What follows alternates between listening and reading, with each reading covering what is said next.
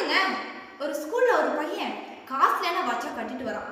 அதை பார்த்துட்டு ஒரு ஏழை பையனுக்கு அந்த வாட்ச் மேல ஆசை வந்த உடனே அந்த வாட்சை திருடி வச்சுக்கிறாங்கங்க. உடனே அந்த பையன் அழுதுட்டே போய், சார் சார் என் வாட்சை காணும்னு சொன்ன உடனே, சார் கவலைப்படாதப்பா உன் வாட்சை கண்டுபிடிச்சிடலான்னு சொல்லிட்டு எல்லா ஸ்டூடெண்ட்ஸையும் முன்னாடி லைனை நிற்க வச்சு அவங்க கண்ணை கட்டிடுறாருங்க.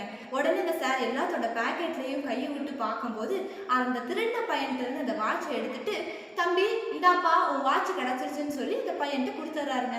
இந்த பையனுக்கு ஒரே ஷாக்கு, நம்ம இவ்வளோ பெரிய தப்பு செஞ்சுருக்கோம், ஆனால் சார் நம்மளை திட்டவே இல்லையே, எல்லாத்துக்கு முன்னாடி குற்றப்படுத்தவே இல்லையேன்னு சொல்லிட்டு அதுக்கப்புறம் அந்த பையன் என்ன பண்றான்னா, இனிமேல் தப்பு செய்யக்கூடாது, நல்லா படிக்க ஆரம்பிச்சிடுறாங்க.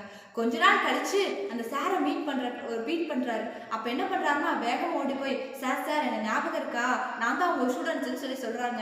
அதுக்கு அந்த சார் சொல்றாரு, நிறைய பேர் எனக்கு ஸ்டூடெண்ட்ஸா இருந்தாலும் எனக்கு சரியா ஞாபகம் இல்லப்பா அப்படின்னு சொல்லும்போது அந்த பையன் என்ன சொல்றான்னா, சார் நீங்க தான் சார், நான் ஒரு வாட்ச் திருடினப்ப அந்த வாட்சை நீங்க எடுத்துட்டு நான் தான் திருடினேன்னு சொல்லி நீங்க யார்கிட்டயுமே சொல்லல, அதனாலதான் நான் இவ்வளவு தூரத்துக்கு வளர்ந்து வந்திருக்கேன் அப்படின்னு சொல்லி அந்த பையன் சொல்றாங்க. அதுக்கு அந்த சார் என்ன சொல்றாருன்னா, எனக்கே இப்பதான்ப்பா தெரியும் நீ தான் அந்த பையன்ட்டு, ஏன்னா நானே கண்ணை கட்டிட்டு தான் ஒவ்வொருத்தவங்களோட பேக்கெட்ல இருந்து நான் எடுத்தேன் அப்படின்னு சொல்லி சார் சொல்றாங்க. பைபிள்ல கூட ஒரு அழகான வசனம் இருக்கு, சங்கீதம் 103:12, மேற்குக்கும் கிழக்குக்கும் எவ்வளவு தூரமோ அவ்வளவு தூரமாய் அவர் நம்முடைய பாவங்களை நம்மை விட்டு விலக்கினார்னு.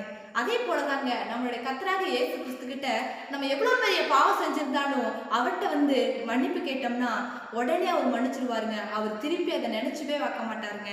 அவர் மன்னிச்சது தாங்க. ஏன்னா கிழக்குக்கும்